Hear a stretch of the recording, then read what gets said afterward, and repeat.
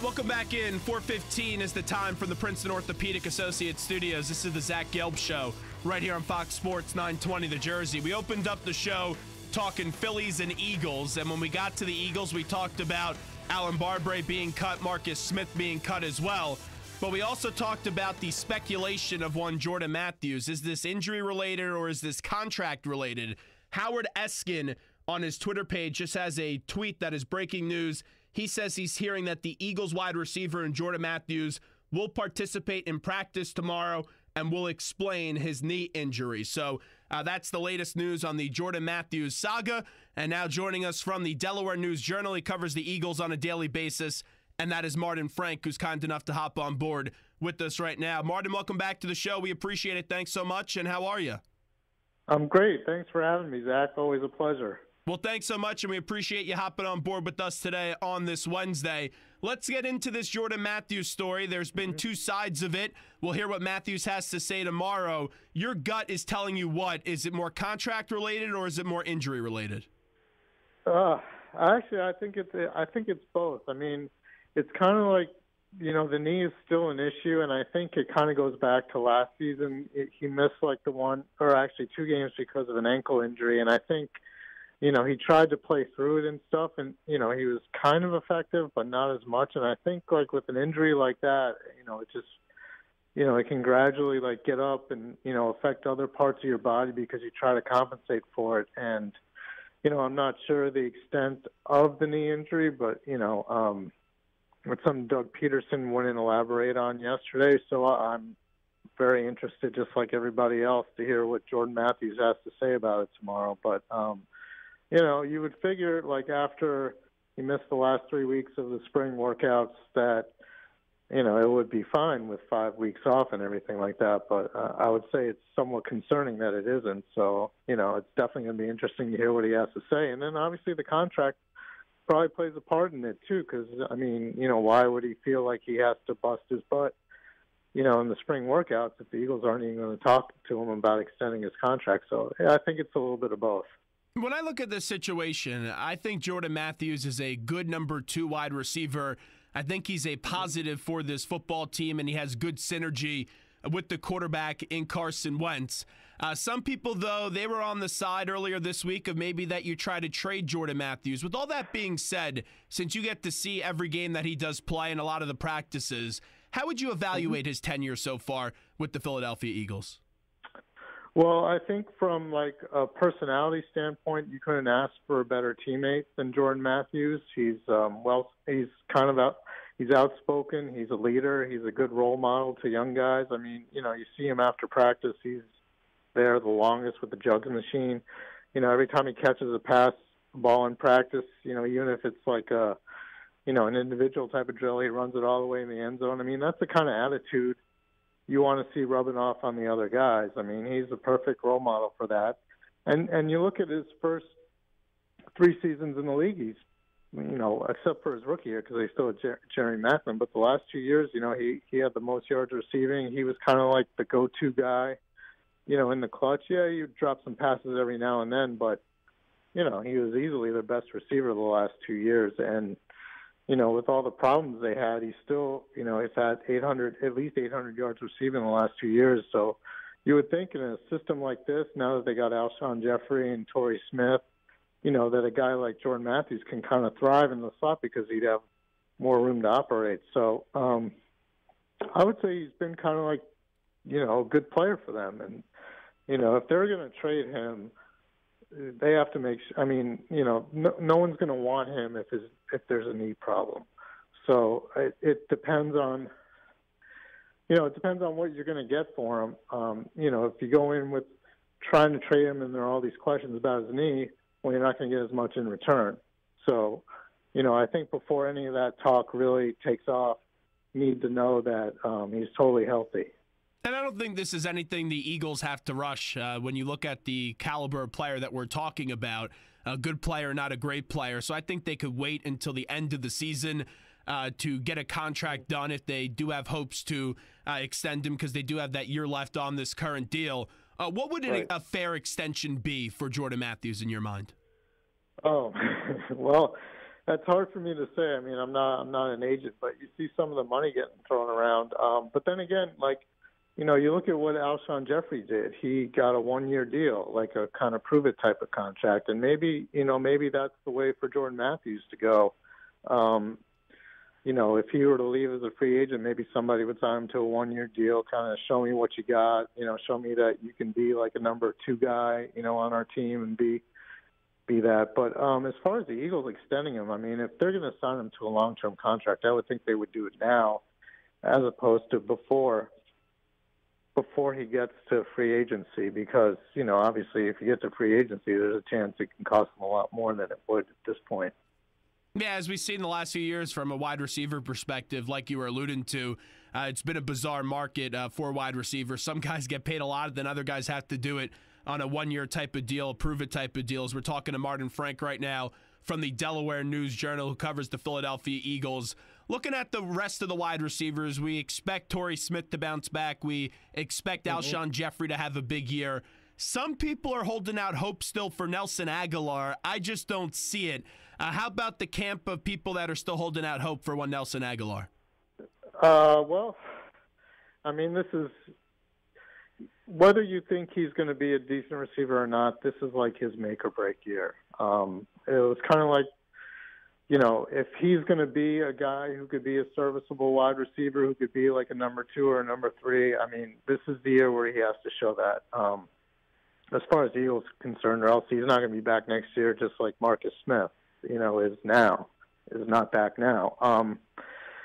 I still think he can do it. I've seen, he has, the problems with the drops last year. He had the problems with the confidence, which led him to be benched for a year last year and everything. But I would like to think that, like, the fact that they got Alshon Jeffrey and they got Torrey Smith and they have, Jordan Matthews back for now. I mean, it kind of takes the pressure off him a little bit. He doesn't have to be the number 1 guy. He doesn't have to be, that guy to come through. And I think he just put so much pressure on himself last year that, it just affected him. But, like, if you talk to the coaches, if you talk to his teammates, they rave about the fact, that he's always working hard, that he runs really good patterns. And I think that's kind of important, too, for a wide receiver because, he's not one of those guys that's just kind of freelancing out there. I mean, he runs, like, precise routes and stuff. So I think, like, if he kind of takes the pressure off himself and, can just focus on, running his routes and catching the ball, I think he could be a decent receiver. I'm not saying he's going to be like, what you would expect from a first-round pick or anything like that, but, like a number 3 receiver, I think he can fill that role. Let's get to the guy, since you brought up one of them that was cut today, and Marcus Smith, who we all know has been a big-time bust in Philadelphia, to say the least. How about the cuts today of Barbre and also Smith? Well, I don't think Marcus Smith getting released, getting cut was a surprise. I mean, everyone kind of figured it would happen. The reason especially now, after OTAs, too, when he didn't show up to OTAs and the coach forgot about him, basically. Yeah. Well, I mean, if you go back even before that to the fact that, they drafted Derek Barnett in the first round and they signed Chris Long as a free agent. I mean, you can kind of see the writing on the wall. I mean, at best, he was going to be 3rd string in defensive end. And, if you're going to keep a guy, 3rd string, you want a developmental guy. You don't want somebody, like Marcus Smith, who isn't going to pan out. So, and also, in addition, like, he had a roster bonus due like the 3rd day of training camp, so that would be this Saturday. And, if they already knew they weren't going to keep him, then, why keep him around until the end of camp? So that part of it wasn't a surprise. It's kind of disappointing because, you don't like to have to give up on your first-round picks, but the Eagles have been through that before with a couple of their other guys like Danny Watkins and guys like that. So, it happens. And as far as Barber is concerned, that was a little bit more of a surprise because you kind of figured going into the season that he and Isaac Seumalo would be fighting for that starting left guard spot. But once, the Eagles came out and said that, which they did today, that Seumalo was going to be the starter, well, then you figure, all right, something's got to give. And, perhaps Barber didn't like being relegated to second or third string, and maybe that's kind of how that went down. I know Pro Football Focus said that this was going to be the best offensive line in football this year. I think they could be a good offensive line. I don't think they're going to be the best offensive line in the league. When you look at this entire offensive line unit, we know they have depth from some of the guys that got experience last year and some of the guys that do return. Just how about this offensive line for this year?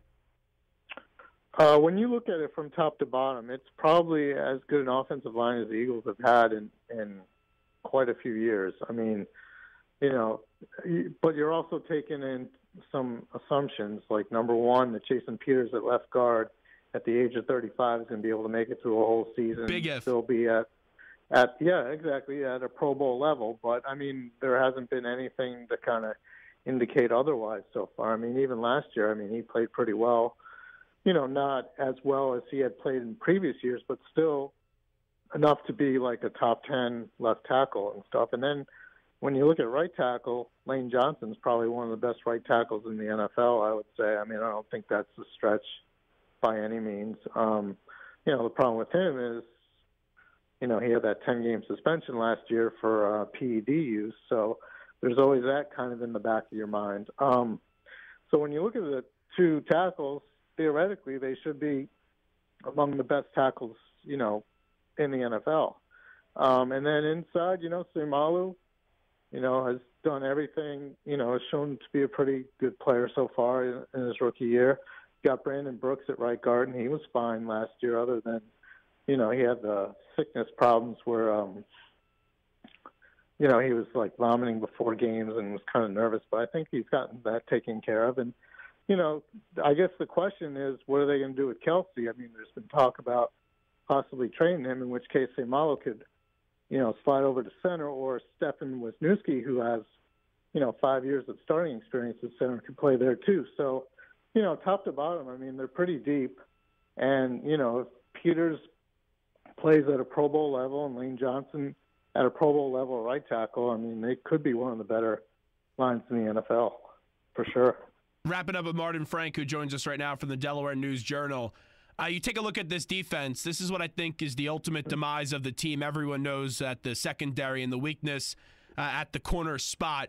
You look at the defensive line, supposed to be a very good unit, could help out the secondary. But my question with the defensive line is, how consistently good can they be? Because last year we saw some stretches of them being very good and then some weeks where they weren't that good. They got to be consistent this year if they want to help out the secondary. Yeah, absolutely. And I think the key is Derek Barnett, the guy they drafted in the first round. The Eagles are very high on him, and if he can start right away and he could be like an every down, type of defensive end, that kind of takes pressure off the rest of the line, because then you don't have to have Vinny Curry out there as much. He can kind of be like your sack specialist, come in like on passing downs and just like go after the quarterback. That helps him. It takes pressure off Brandon Graham. And maybe opens things up in the middle with Fletcher Cox and Tim Jernigan. So, if Barnett can play like the Eagles hope he can play, then you've got a really solid defensive line, and they could be pretty consistent. But, that's kind of the big if with a rookie, is you just don't know. I mean, it's a long season. It's a grind, and, maybe at some point teams adapt to him and figure him out and stuff, and that kind of affects everybody. So, like you said, the defensive line is going to be key to taking the pressure off the secondary, especially cornerbacks. So, I mean, that's going to have to, Derek Barnett is going to be given every chance to play right away. And if he's good, it's going to be a huge bonus for the Eagles. I know it's early, but since we know what the team is mostly going to look like, I know you got to figure out some of the roster, obviously, and that's why you have training camp. But do you believe with the core of this team that it's a playoff team for this year? I believe they have a pretty good chance. I mean, the offense is definitely better than it's been, and you figure with Carson Wentz in the second year after getting a full year of experience that he's going to be better. But then on the other hand, can defense stop anybody? And, you look at a team like the Cowboys last year, I mean, they went 12-4 and nobody was raving about their defense. So it's possible, but, if what they expect to happen doesn't happen, then things can fall apart pretty quickly. So I would say right now I can see like 9-7, 10-6, and that's probably good enough for like a wild card spot. So I would think that's a reasonable expectation. And lastly, I was talking about this yesterday because I was on the side, yes or no, do they make the playoffs? No, and I don't think it's going to be a disaster season. Probably going to be about 8-9 wins, and 9 wins could get you in. But we were judging success this year off 3 principles. One, obviously, the improvement of Wentz and his growth in his maturation process. Number 2, just being better than the 7 wins from a year ago, so just see an improvement there. But the final one, and this is what I want to get your take on because I have a dubious feeling about it, is if the coach can actually coach and be a really good coach. So what's your take on Dougie P as he enters year number 2? Well, if you look at last year, they lost 7. I think they were 1-6 in games started by 7 points or less. So is that the fault of the coach, or is that the fault, of the rookie quarterback? Is that there are a lot of things that go into play, when you look at that.